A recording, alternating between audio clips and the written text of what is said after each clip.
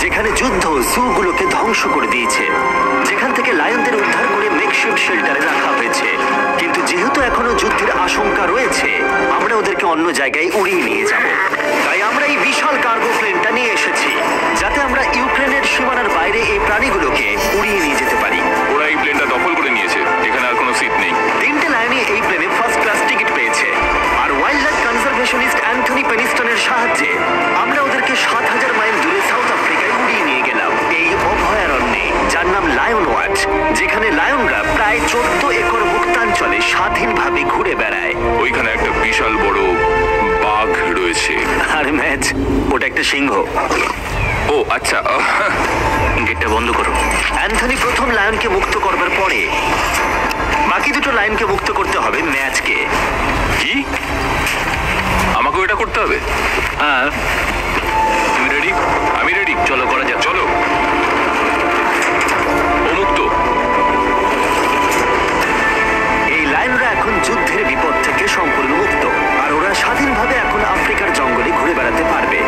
এর পাশাপাশি সমস্ত প্রাণীদের জীবন বাঁচানোটাই গুরুত্বপূর্ণ। এই ভিডিওটা সম্পূর্ণ হবে না যদি না আমরা 100টা কুকুরের জীবন বাঁচাতে পারি। বেশিরভাগ ডগ শেল্টার গুলোই প্রায় ভর্তি, আর যদি এখানে ওরা দীর্ঘ সময় ধরে নিজস্ব বাড়ি না পায়, তাহলে ওরা জায়গার অভাবে একে অপরকে মেরে ফেলতেও পারে। প্রতি 5 মিনিট অন্তর একটা করে কুকুর এই অ্যানিমাল শেল্টার গুলোর মধ্যে মারা যায়। তাই এখনই আমরা 100টা কুকুরের অ্যাডাপ্টেশনের ব্যবস্থা করব। কেমন আছো বলো?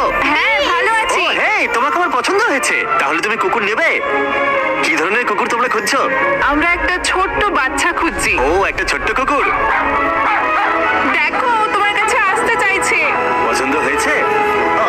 বাপ্পিকে হাই করো। তাহলে একে তোমরা অ্যাডাপ্ট করছো? হ্যাঁ। তুমি এই কুকুরটার সাথে রোজ খেলবে তো? হ্যাঁ। আর ওকে খুব ভালোবাসবে? কথা দাও। ঠিক আছে, একটা হলো, আরো 99টা বাকি রয়েছে। আসলে তোমরা হয়তো জানো না, কিন্তু একটা কুকুরের স্বাস্থ্যের যত্ন নেওয়াতে অনেকটাই টাকার প্রয়োজন পড়ে, আর দুর্ভাগ্যবশত কিছু মানুষ সেটা অ্যাফোর্ড করতে পারে না। ওকে ভালো লেগেছে। হাই। আর সেই জন্যই আমি একটা গুড নিউজ ওদেরকে শোনাতে চাই। এখানকার প্রত্যেকটা কুকুরের মতোই এর মেডিকেলের খরচ আর এর অ্যাডপশনের ফি তোমাদের দিতে হবে না। Oh wow. হ্যাঁ, তোমরা একে সম্পূর্ণ বিনামূল্যে বাড়ি নিয়ে যেতে পারো। Oh my God. Thank you. এটা দেখতে সত্যি খুব দারুণ লাগে যে অনেক কুকুর তাদের নিজেদের বাড়ি খুঁজে পাচ্ছে। তুমি এদেরকে কি করে না বলবে বলো তো? কিউট। কতদিন ধরে কুকুর খুঁজছো? 3 থেকে 4 মাস হলো। ও একদম ঠিক আছে। ও সত্যি খুব সুন্দর। তোমরা একে বাড়িতে নিয়ে যাবে? হ্যাঁ। আমি এটাই শুনতে চাইছিলাম। ব্রিয়ানাকে অ্যাডপ্ট করা হয়েছে। তোমরা দুজন ওর খেয়াল রাখবে তো? হ্যাঁ।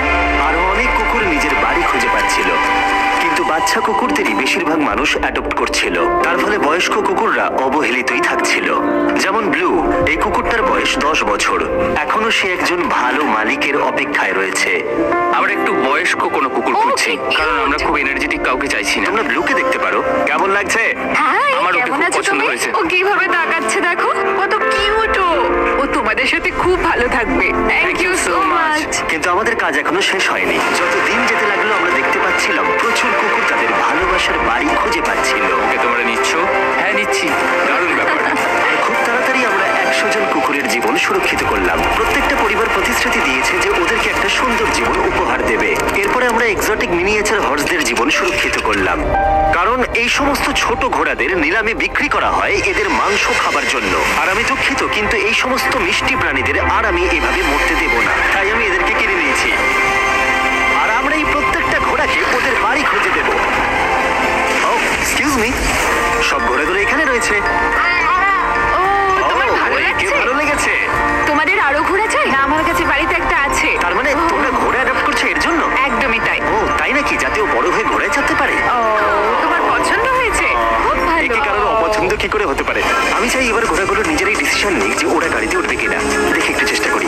আমি তোমাদের 10,000 করে দেবো যদি তোমরা গাড়িতে ওঠো। ও, এটা দেখো, ওদের দেখো। এটা দেখো, এটা কাজ করেছে। তোমরা এখানে একজনকে অ্যাডপ্ট করতে এসেছিলে, আর এখন দুজনকে নিয়ে যাচ্ছ। একে পটেটো চিপসের মতো দেখতে। এদের খাওয়া যাবে না। ঠিক বলেছো। আসলে আমি আরেকটাকে বাড়ি নিয়ে যেতে চাই না, কিন্তু তাও আমি না বলবো না। তাহলে কি তোমাদের আরেকটা লাগবে?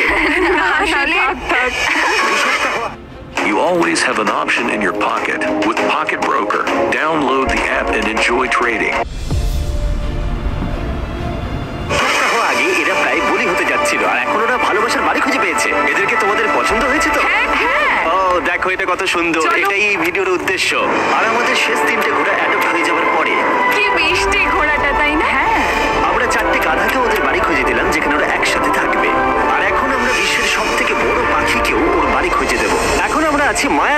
স্যাংচুয়ারিতে। আর আমার মনে হয় এটা ভাবতে খুব অবাক লাগবে, কারণ ও ফান্ড তৈরি করে একটা 24/7 টুইচ লাইভ স্ট্রিমের মধ্য দিয়ে, যেখানে তোমরা প্রাণীদের প্রয়োজনীয় জিনিসের জন্য ডোনেট করতে পারো।